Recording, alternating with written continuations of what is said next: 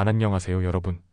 오늘의 흥미로운 영상 내용은 공화당, 국회의사당에서 DOJ 수용, 그리고 살인범이 남긴 단서, 건강보험사에 대한 광범위한 분노를 반영하다에 관한 것입니다. 우선 좋아요 버튼을 누르고 채널 구독 및 알림 설정 또 잊지 마세요. 여러분의 관심과 지지가 저희에게 큰 힘이 됩니다. 첫 영상은 월스트리트 저널에 실린 중요한 소식을 전해드리려고 합니다.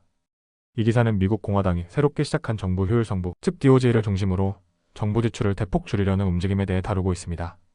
트럼프 대통령 당선인의 동맹인 일론 머스크와 비백 라마스와미가 이끄는 이 그룹의 첫 회의가 워싱턴 국회의사당에서 열렸습니다. 목요일 워싱턴 국회의사당에서는 하원 의장 마이크 존슨과 공화당 의원들이 참석한 가운데 새로운 회의가 열렸습니다.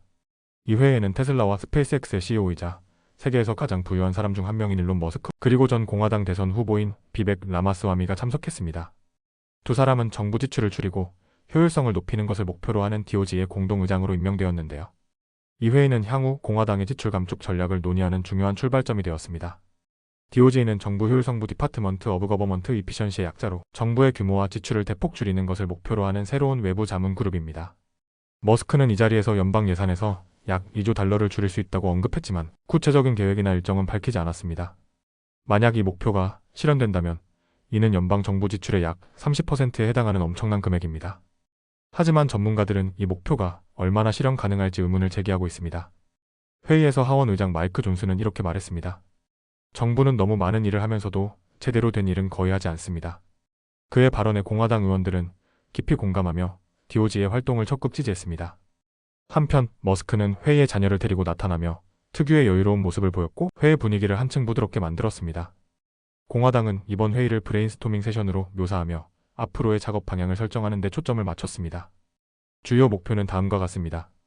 정부 지출 감축, 군사 지출 및 기타 재량 지출을 포함한 과감한 예산 삭감, 효율성 강화, 정부 프로그램에서 낭비, 사기, 남용을 제거, 규제 완화, 기업 활동을 방해하는 불필요한 규제를 줄이는 것. 하지만 이러한 계획에는 정치적 도전이 따릅니다. 특히 사회보장, 메디케어, 메디케이드 같은 주요 복지 프로그램의 삭감 없이 목표를 달성하는 것은 쉽지 않을 것이라는 지적도 있습니다. DOJ의 활동을 지지하는 의원 중 한 명인 버지니아 폭스 의원은 이렇게 말했습니다. 저는 여러분이 삭감할 수 있는 전체 기관을 제안합니다.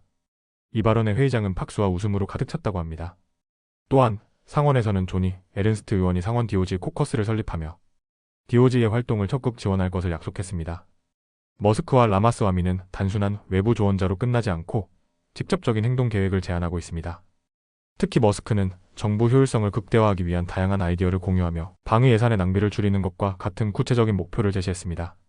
DOJ의 목표는 야심차지만 실제로 이를 실현하는 데는 큰 도전이 따릅니다. 공화당은 현재 하원에서 근소한 다수당 지위를 유지하고 있고 상원에서도 소수 우위를 점하고 있지만 민주당과의 협력이 필요한 양당제 환경에서는 쉽지 않은 과제가 될 것입니다. 이와 같이 전해드린 소식은 트럼프 당선인과 공화당이 정부의 역할을 어떻게 축소하려고 하는지 보여줍니다. DOJ는 정부 지출을 감축하고 효율성을 높이는데 중점을 두고 있지만 이 과정에서 정치적, 사회적 논란이 불가피할 것으로 보입니다. 다음 소식은 미국 최대 건강보험사 중 하나인 유나이티드 헬스케어의 CEO가 치명적인 총격을 당했는데요. 이번 사건은 보험업계에 대한 전국적인 분노를 재조명하며 많은 논란을 불러일으키고 있습니다. 사건의 배경, 여론의 반응, 그리고 보험 제도의 문제점까지 함께 알아보겠습니다. 수요일 뉴욕의 한 호텔 밖에서 유나이티드 헬스케어 CEO 브라이언 톰슨이 총격을 받아 숨지는 사건이 발생했습니다. 현장에서 발견된 탄피에는 수수께끼 같은 단어들이 적혀 있었습니다. 거부 디나이, 방어 디펜드, 진술 디포즈. 이 단어들은 단순한 단서 이상의 의미를 지닙니다. 보험사에 대한 분노를 느끼는 사람들에게는 분노의 상징이자 구호처럼 여겨지고 있습니다. 이 사건은 단순히 개인적인 범죄를 넘어 건강보험 업계에 대한 대중의 불만과 좌절을 보여줍니다. 많은 미국인들은 의료비 청구가 거부되거나 지연되는 상황에 직면하며 보험사들이 환자보다 이익을 우선시한다고 느끼고 있습니다. 사례 1 사전 승인 문제. 보험사들은 환자와 의사가 치료를 받기 전에 허가를 받도록 요구하는 사전 승인 제도를 운영하고 있습니다.